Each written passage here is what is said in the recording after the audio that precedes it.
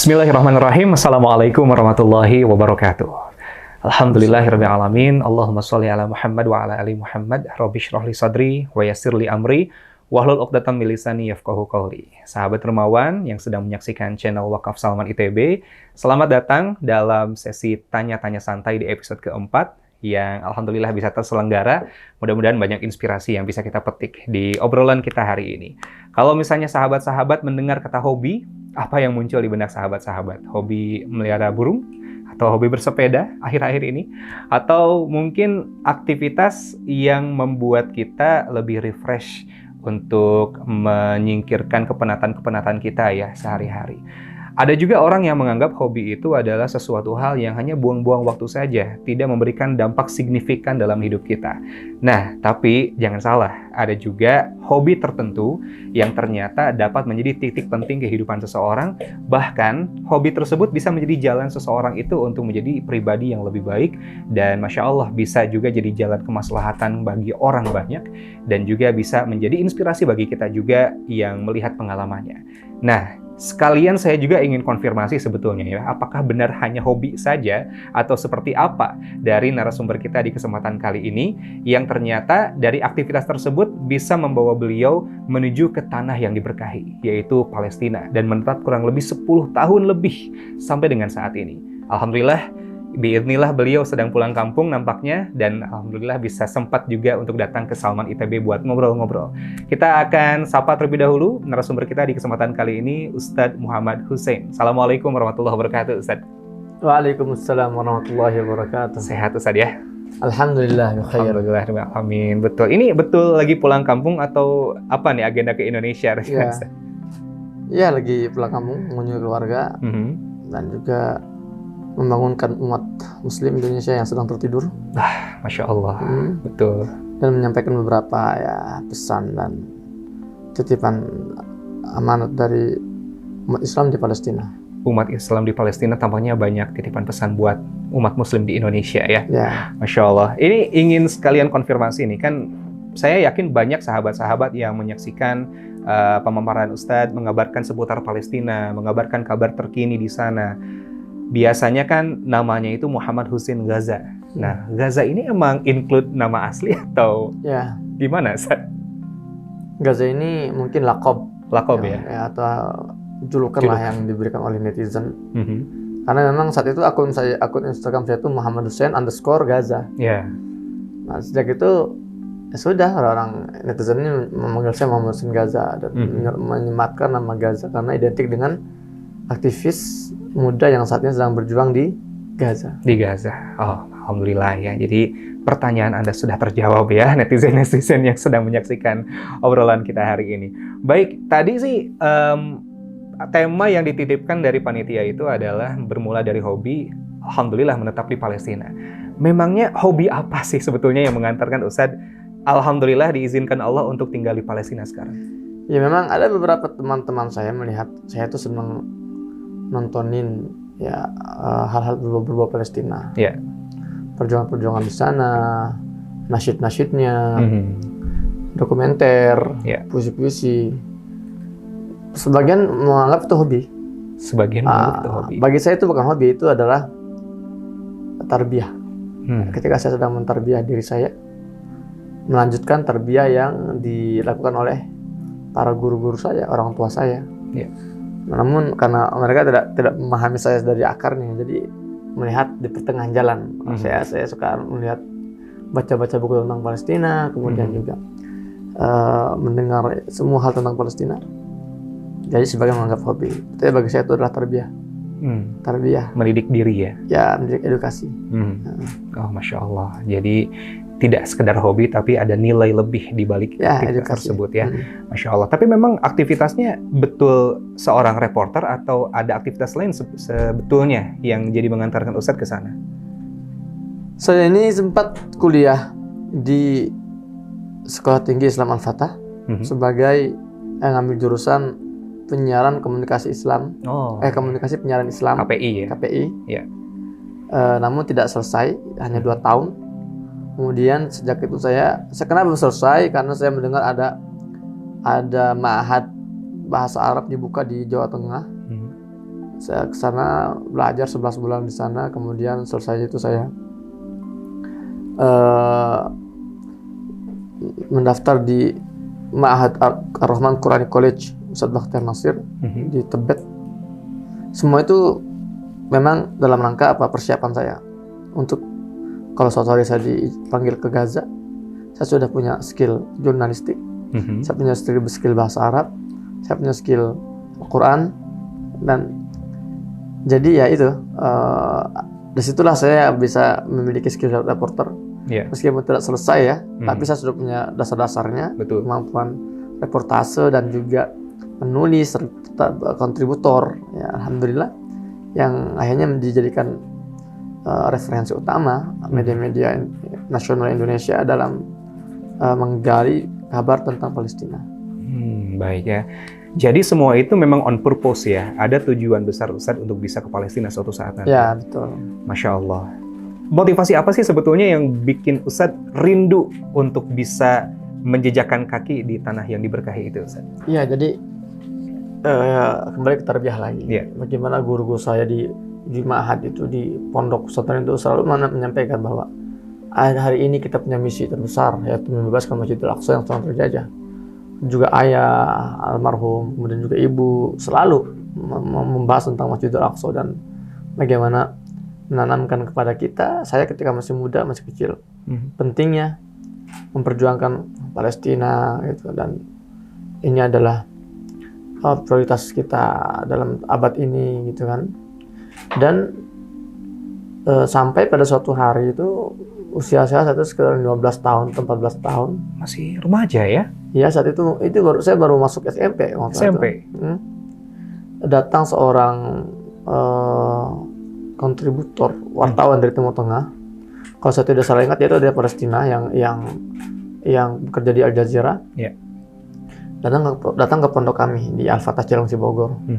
Dia bicara di podium tentang Palestina, dia putar video-video Palestina, puisi anak Palestina, dan saya menangis. Saya menangis perih melihat penderitaan mereka, dan saya berazam, ya Allah, suatu hari saya harus bisa berkhidmat di Palestina. Dan sejak saat itu saya mulai mempersiapkan diri, bukan mempersiapkan materi ya, tapi saya mempersiapkan diri, skill terutama bahasa, kemudian juga kemampuan Al-Quran, kemampuan azan. Itu bagi saya itu 3 hal yang menjadi survival skill. Ya, dan termasuk juga kemampuan jurnalistik. Dan saya pikir kalau misalnya saya sudah siap, insya Allah Allah akan berangkatkan saya ke Palestina. Dan alhamdulillah tahun 2010 akhir saya dapat tawaran untuk bergabung dengan salah satu delegasi kemanusiaan namanya Asyatul Gaza. Saat itu saya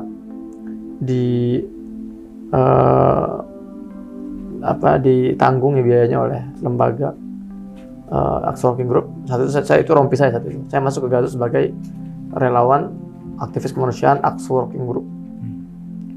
Dan sampai sana ya mulai saya tinggal di sana, kemudian juga kami membangun rumah sakit Indonesia. Kuliah di sana. Dan ya mendapat bonus menikah dengan muslimah Palestina. Bonus. Masya Allah. Luar biasa ya. Jadi memang banyak hal yang telah didapatkan oleh Ustadz Hussein ketika masih muda, bahkan ketika masih remaja, seputar bagaimana kondisi di Palestina yang memang mengetuk hati beliau, sehingga beliau biiznillah bisa, kalau boleh saya ungkapkan, ini sepertinya Ustadz memang diperjalankan menuju ke sana ya. Karena tadi disampaikan oleh Ustadz, tidak ada materi yang disiapkan sebetulnya.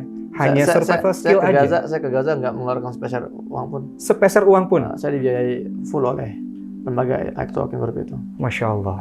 Ini dia ya, luar biasa. Tinggal di Gaza, pertama kali menginjakan kaki di sana, seperti apa Ustadz? Nah, beda. Ya, jadi kami itu saya datang bersama delegasi namanya Asia to Gaza, ini konvoi darat. Jadi konvoi ini itu berawal dari India, kemudian masuk ke Pakistan, ke Bangladesh, itu semua jalur darat, masuk ke Iran, dari Iran masuk ke Iran ke Turki, Suriah, Libanon, Mesir, Gaza, Jadi sebulan kita di perjalanan tuh. Agak muter-muter juga ya? Iya, jadi memang setiap kali kita berhenti di beberapa titik itu kita dukung galang donasi dan solidaritas. Oh. Terus iya, sampai iya. kita sampai Gaza itu kita membawa beberapa unit ambulan dan juga logistik bantuan satu kapal tanker itu penuh itu. Masya Allah. Yang uniknya apa? Selama sebulan saya di perjalanan itu saya merasa asing. Kan itu adalah pengalaman pertama saya keluar negeri. Pertama kali? Iya, langsung di keluar negeri, langsung kita diajak muter-muter gitu kan. Iya. Ya wajar lah kita merasa di perantauan ya. Betul. Nah yang unik ketika saya masuk dari Mesir ke wilayah Palestina melalui jalur perbatasan Rafah itu betul. Itu atmosfernya beda. Ya, ini bentuk keberkahan Palestina ya. Padahal Mesir sama Rafah berbatasan, Mesir sama Gaza berbatasan kan. Tapi ketika masuk ke wilayah Gaza ini, kok sensasinya beda. Saya seperti tidak sedang merantau. Saya seperti sedang di tengah kampung sendiri gitu. Serasa di kampung sendiri? Ya, nyaman, tenang gitu loh. Masya Allah. Dan saya kira itu hanya saya ngerasain ketika saya sampaikan ke aktivis Indonesia lainnya. Jawaban mereka sama, iya sama. Kami juga merasa tenang di sini, nyaman. Beda ketika kita di Suriah misalnya, ketika kita di Mesir, ketika kita di Iran, beda rasanya. Di sama di Gaza ini, Palestina ini orang yang ramah-ramah juga, dan juga udaranya nggak tahu ya, pokoknya ada hal yang beda sensasinya itu. Yeah. Jadi kita tidak merasa terbebankan tinggal di sana itu, malah kita betah. Justru betah ya. Ini mengingatkan saya pada salah satu hadis Nabi SAW pernah bersabda, Innal imana hina mata qaul fitan huwa bisyam. Keimanan itu, ketenangan jiwa itu, ketika fitnah sedang merajalela itu adanya di Syam. Palestina itu adalah bagian terbesar dari bumi Syam. Baik, Masya Allah ya. Padahal ketika itu di Palestina tentu saja masih ada konflik ya. Ya, kita datang itu sampai dengan beberapa dentuman bom. Itu hal yang biasa mungkin di sana. Ya, awalnya tidak biasa tapi lama-kelamaan jadi hal yang biasa. Jadi melihat reruntuhan bangunan hancur, kemudian juga mayat-mayat dan bergelimpangan, itu sudah jadi pemandangan sehari-hari kita di sana. Subhanallah. Ada momen shock tidak Ustadz ketika melihat itu pertama kali? Harusnya ada ya, tapi itu dia mungkin karena ketenangan yang kita dapatkan itu, jadi kita ya Allah kuatkan. Iya.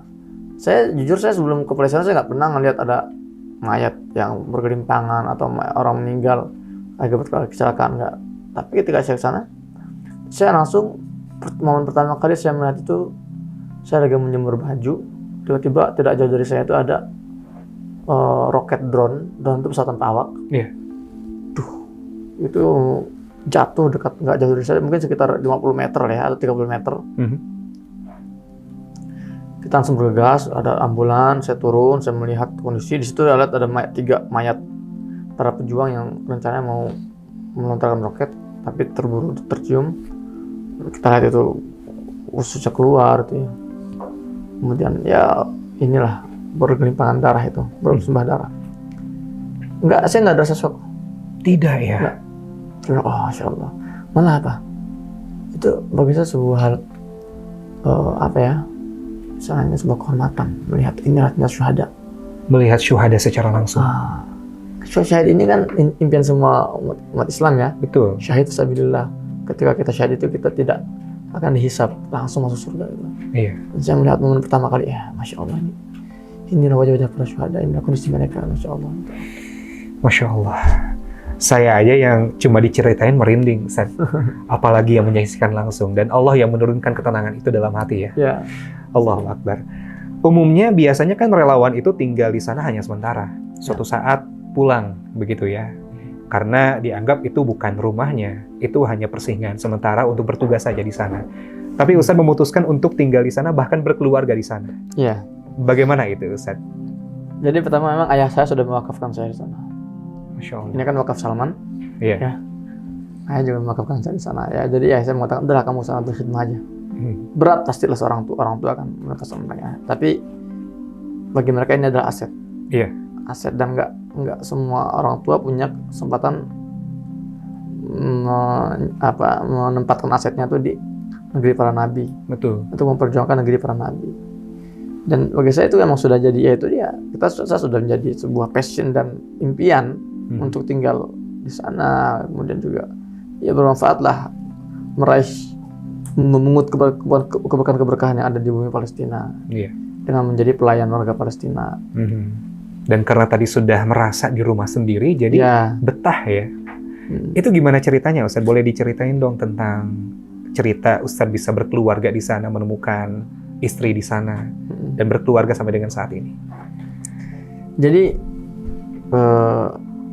beberapa bulan setelah saya tiba di Gaza itu, saya mendapatkan tawaran untuk bisa kuliah di Universitas Islam Gaza. Saya kenalan dengan para dosennya, dengan para staf-staf manajerial, direktorat, registrasi gitu kan. Dan alhamdulillah di situ saya berkenalan dengan banyak orang. Dan antaranya saya juga berkenalan dengan calon mertua saya di situ. Calon mertua? Iya, saat itu ya dia baik sekali gitulah. Dia ketika melihat saya langsung mengajak saya ke rumahnya. Dia bilang, kamu tamu saya 3 hari. Kamu harus tinggal di rumah saya 3 hari. Itu kewajiban kami sebagai tuan rumah gitu kan. Oh, begitu ya. Kita mulai dekat, hubungan dekat. Dan di situ kita mengetahui, dia cerita kalau dia punya beberapa anak muslimat. Di antaranya ada yang hafiz 30 juz, Masya Allah. hafiz 500 hadis. Dan ini akhirnya saya nikahi. Oh, begitu. Dan nikahnya pun ya dramatis ya. Kita nikah di tengah-tengah pertempuran dahsyat tahun 2014.